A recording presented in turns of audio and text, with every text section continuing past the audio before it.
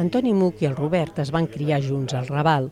La vida professional els ha portat per camins diferents, però l'amistat entre ells es manté. L'humorista continua vinculat al Raval per feina i perquè pertany a una família que fa 3 generacions que viu al barri.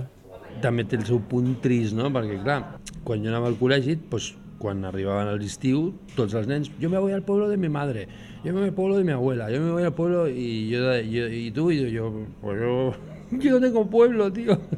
Soc del Raval, però Raval.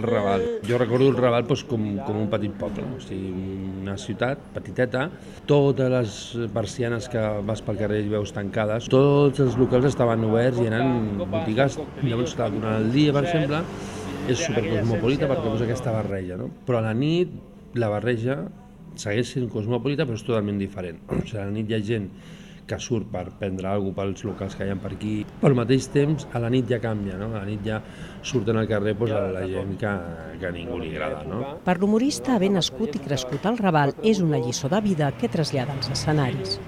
Això et curteix. El fet de ser de barri et fa com...